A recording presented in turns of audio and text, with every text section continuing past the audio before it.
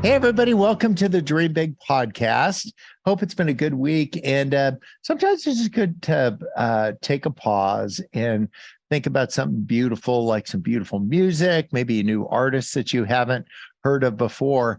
And I'd like to introduce you to Sarah Kroger, who's doing some great music. Sarah, welcome to the podcast. Thanks, Bob. Thanks for having me. Oh, Excited yeah. with I'm you just so guys. glad you're on. Tell us, for people that haven't been exposed to you and your music yet, tell us about you. Yeah. Well, I grew up in the Catholic Church. My parents are both music ministers from the time before I was born. So always grew up going to church, singing in children's choir, musical family. We would, oh my gosh, we would have these dinners where we would listen to Les Miserables, like a full blast in my Ah, house. It just sing all over the house and just all very musical family. Grew up with it, but really as a teenager had a deeper conversion of my faith through worship music and have never looked back since. Really, it's been quite the journey. But yeah, just full-time worship leader, songwriter, artist. And yeah. Why did you decide to do this? Because you could like be running a small country somewhere, and definitely the not. arc for like sometimes you're doing music in Nashville and you're just doing your best because you feel like this is what your heart beats. But it's actually for people that aren't in the business, it's Mm, actually could be kind of rugged. What are some of the challenges with being an artist that's doing this mm. professionally that sometimes people wouldn't be thinking about? Yeah. I mean, I think the first thing that comes to mind for me, at least from a challenge perspective, is as an artist, you really have to be vulnerable with your art, with yourself. You have to put yourself out there consistently. You have to share these pieces of your heart through music that feel like these little babies that you've been, like raising up for Yes. months and months. And then you have to like put them out in the world. And sometimes people love them and sometimes people absolutely hate them. And it's just like, I feel like navigating that has been maybe the biggest struggle for me over the years of just being in my art, but not being my art, if that makes sense. Oh, yeah. To put a finer point on that, being Mm, in your art, but not like being it, that you could release it and you could disassociate yourself perhaps with how somebody reacts to what you've totally. created. You're just going to release beautiful things into the world and then people can interact with them however they like or ignore it Yeah. completely. Yeah, I mean, I think identity obviously is a struggle that a lot of us have in just in our daily lives. And for me, as an artist, especially, like part of our job, especially in Christian, I would say the Christian denomination is to get into our feelings and get into these maybe deeper, darker places where God meets us with his mercy and with his love. And so sometimes that can feel like it is me on display. It's pieces of my story that people get to just experience and either connect with or not. And so in the past, I've definitely felt this like preciousness about it. But I would say in the last several years, even doing my own work with my identity and where I root myself in, I, I've become more free from that. It's rather than it being me, it's just pieces of my story. It's pieces of the way that I've viewed God and experienced God in my life over the past couple of years. And people get to connect with that or not, but it really is just pieces of me rather than me, if that makes sense. Yeah, no, So it makes a ton of sense. It's yeah, a lot of people that listen to this podcast, faith is a big deal for them, and yeah, others not so much. And so wherever you're coming from in your faith expression or adventure, Jesus was talking to his friends. He said, it was in Matthew 13. He said he never spoke to anybody without telling them a story or two.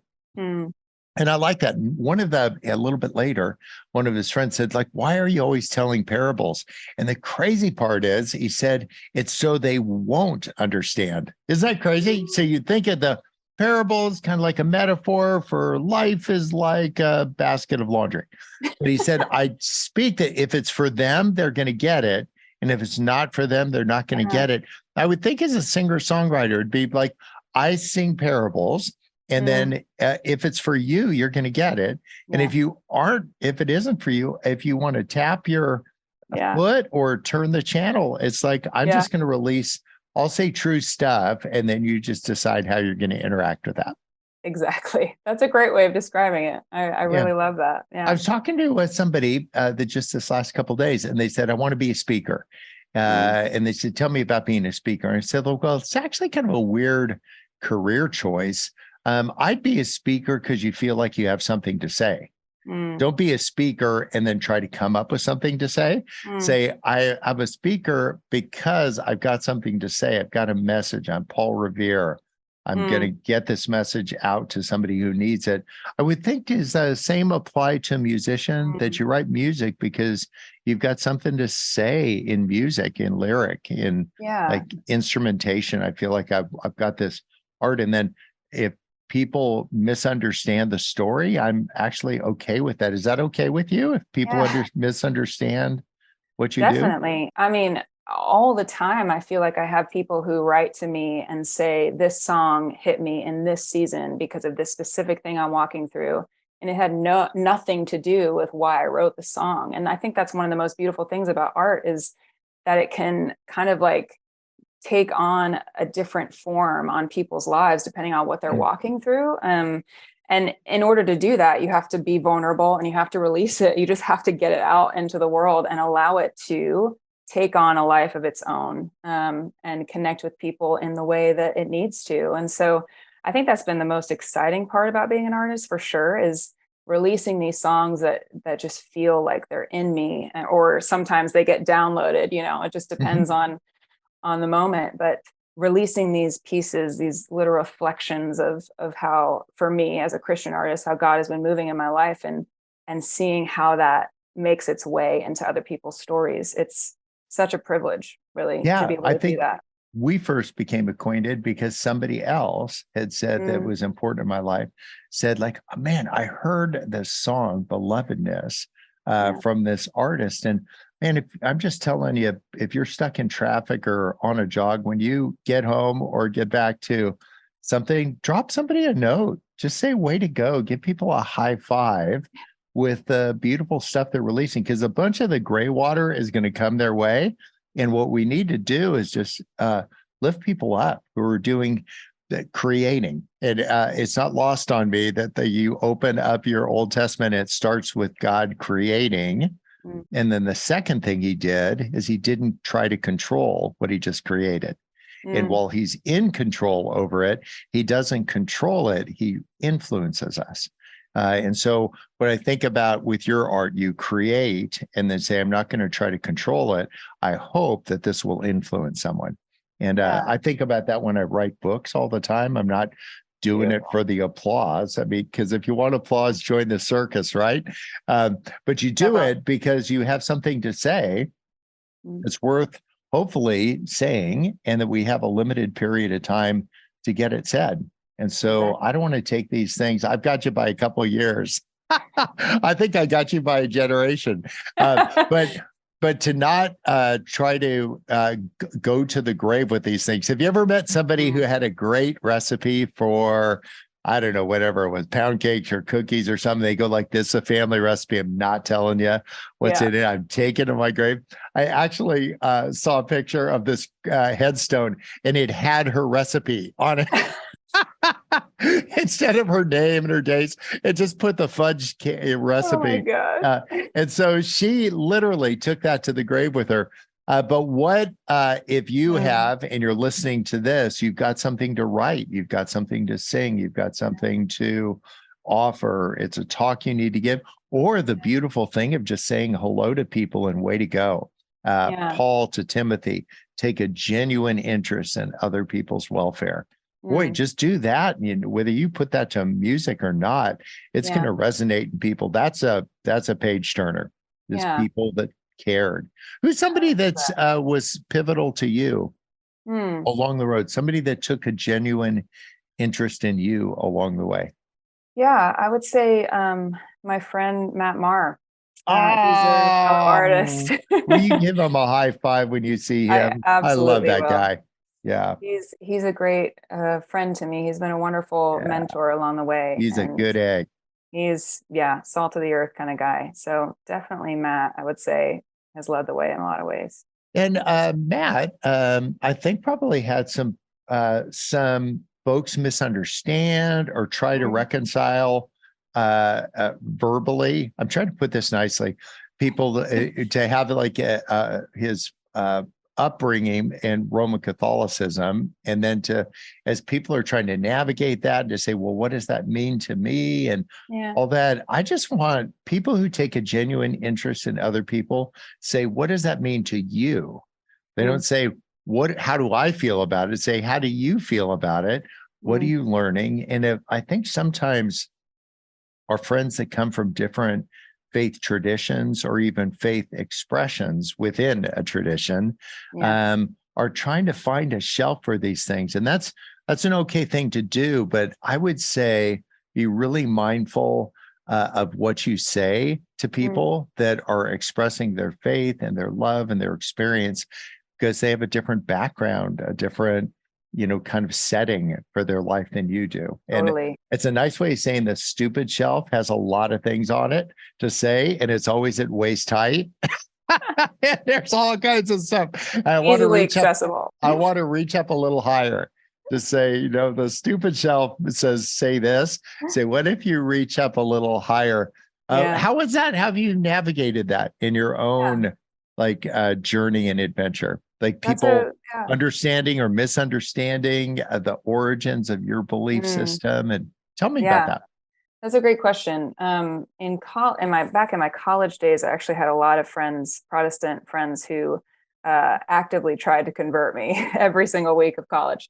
But I would say nowadays, what's been so beautiful, I'm signed to a Protestant label in town, and still practicing Catholic. And a lot of these circles that I've been in, I'll like lead worship with friends, or we'll have like a worship night together, and they will have zero idea that I'm Catholic. I mean, zero idea. And then afterwards find out that I practice a different faith than them. And a lot of them have been like very surprised by that. Like, the Holy Spirit, the Holy Spirit in the Catholic Church, things like that. I just think that throughout the years, there's been a lot of misconceptions. And I think that there's a lot more that unites us than separates us. There's a lot more that we agree on than we don't. And our experience of God is similar, it's way Yeah. more similar than different. And so I think that that's been honestly the exciting part of this day and age, is people just being open to different expressions of the faith and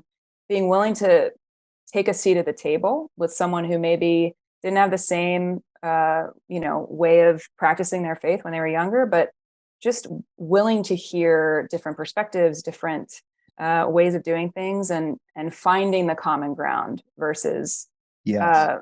just focusing on the things that separate us. I know it seems a little bit contrived if you did that, but here, try this. Here, clench your fist for a second.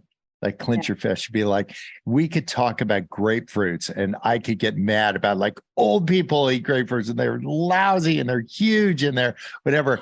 And then if you open your palms, like palms up, and each say like, I couldn't get mad at anything. Like the position of your body and the position of your heart are somehow aligned. And so if you could sit around a table with people just palms up, and to just say, okay, just tell me, I'm here to just take a genuine interest in you, and to come to say, I want a win is to learn more about your adventure. Like but not to advocate for something. And as a guy who's an advocate for a living, like, just be palms up.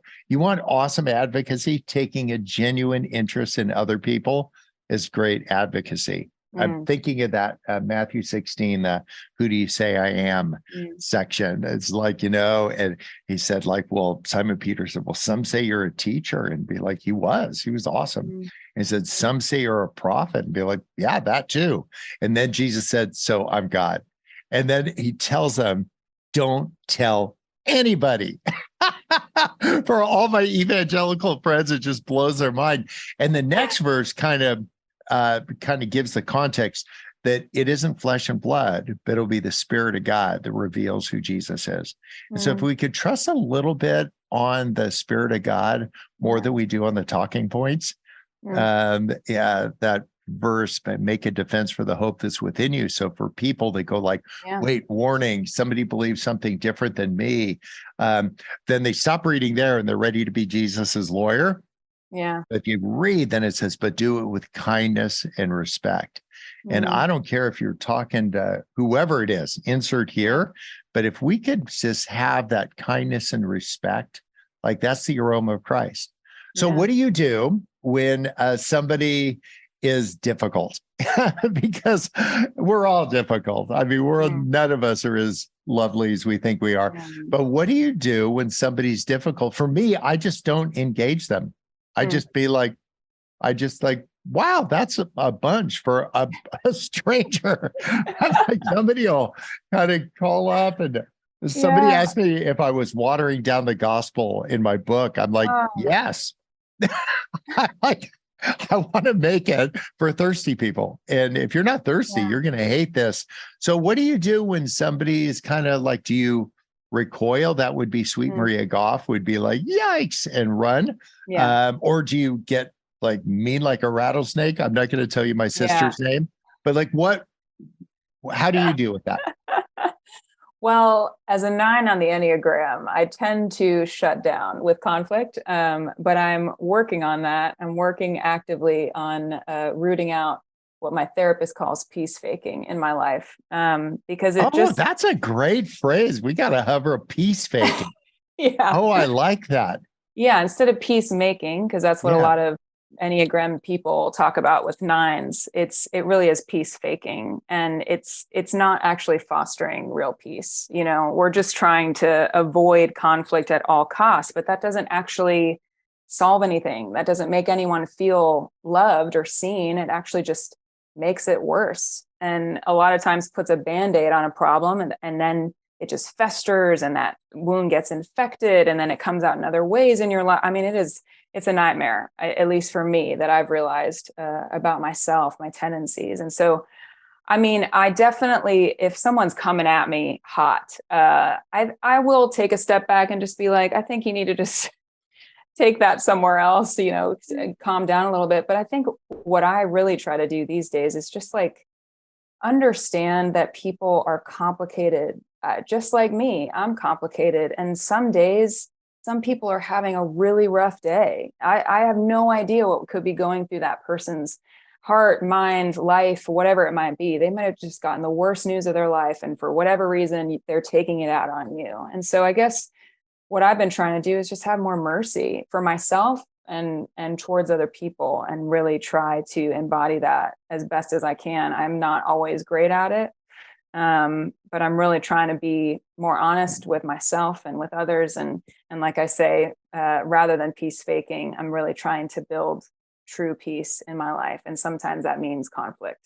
Yeah. And then understanding if something like presses a button to say, what is that connected to? Because the wiring, that is clearly it's connected to something.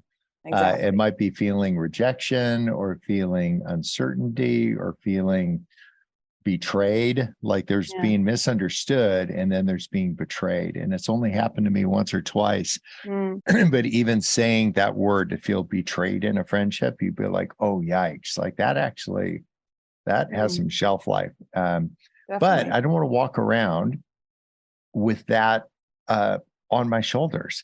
I want to actually continue to show up. So if we could say, what is that connected to? If you have a disproportionate, or you have an overreaction to something, it's probably connected to you underreacting for the balance of your life. You've been underreacting, and then this is Gettysburg. Hold my earrings, you're mine. But to say, okay, this is connected to little Bobby Goff being super insecure about just like Earth. And so what I want to do is not overcompensate by being the balloon boy all the time. Say everybody's great, because I have this like down deep, like that everyone will betray you. Mm. So doing that work, which is really good. And then starting out with saying, ask somebody, say, hey, before we like go any further, just tell me what it feels like to be you, because I'm really interested. And let me just tell you what it feels like to be me right now. Feel like me, I feel like you Yeah. don't know me, but I think you've got like a lot more information about me than I have about you. And that's actually what stalkers do. They have a lot more information about you. I'm not saying you're a stalker. I'm just saying it just feels that way right now. So what's it feel like See to where be that takes you? you. When I say this word stalker, what pops to mind? So that That's would just hilarious. be a great life hack. Come up with a Yeah. couple ways that you can find a safe place in the middle of the chaos that you're feeling or the Yeah. conversation that you're in.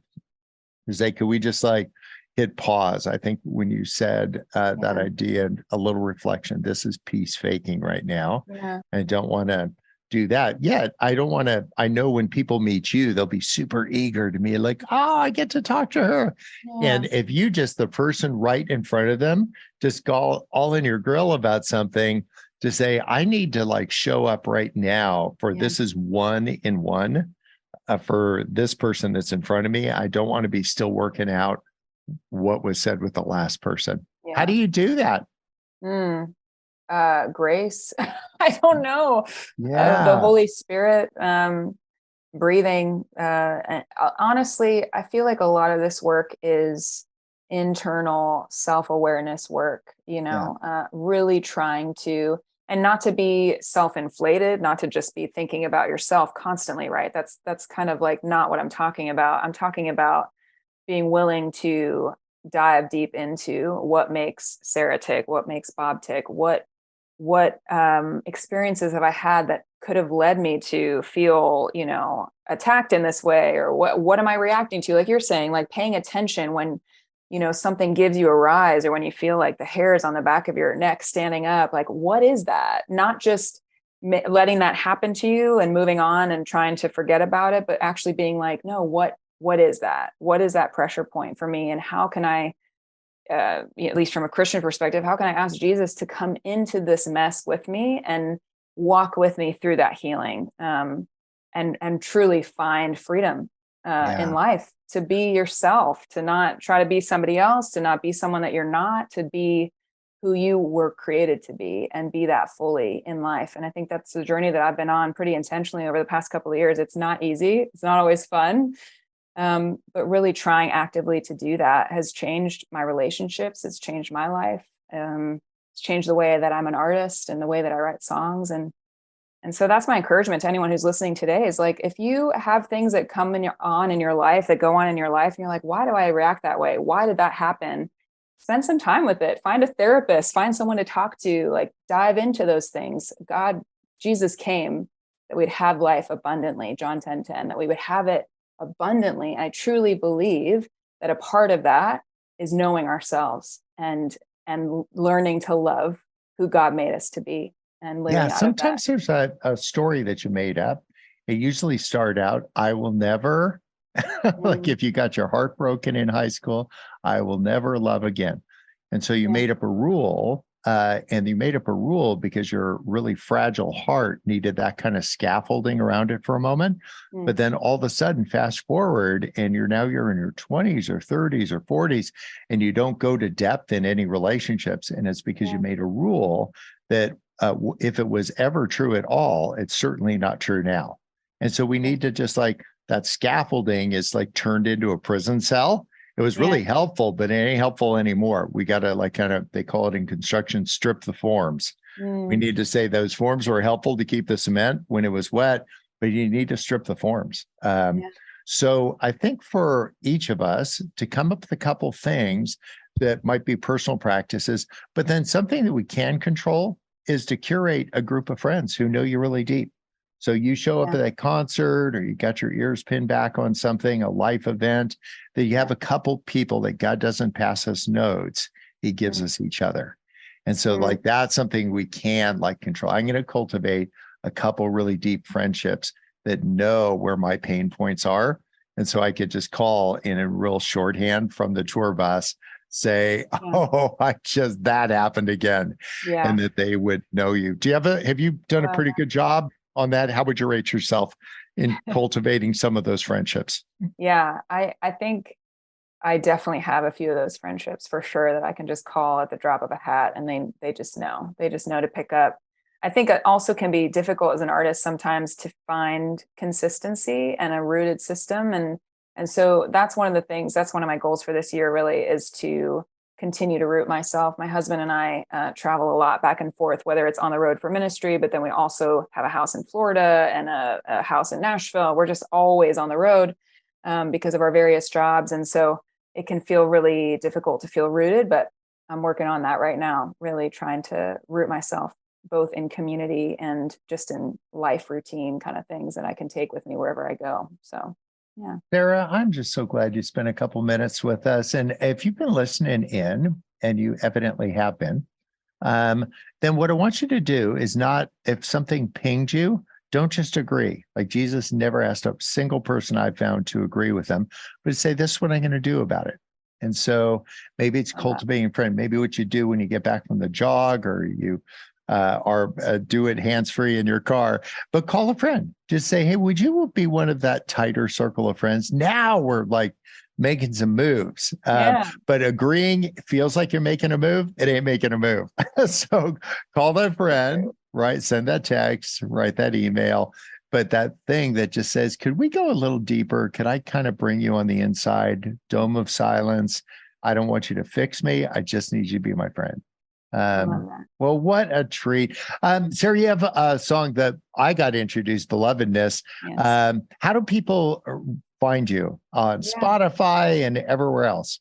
All the places. You can go to my website, sarahkroger.com, and that will take you to all the links. But anywhere that you listen to music, you can check it out. YouTube, Amazon, Apple, all the places. And thank you for spending some time and for being a person that touched somebody that mattered a lot to me. And so then we ended up connecting. And I just am so hopeful that you will just continue to sing your songs, bring your words. And I'm so grateful that you bring your faith tradition with you, and that, man, I want to be a student. Man, I got nothing to teach anybody about anything. But if we were to approach that taking a genuine interest, I think we'd be further down the road. Amen. We can be students together. Bingo. You've been listening to the Dream Big podcast. Thanks for listening in, and I'll check in with you next week.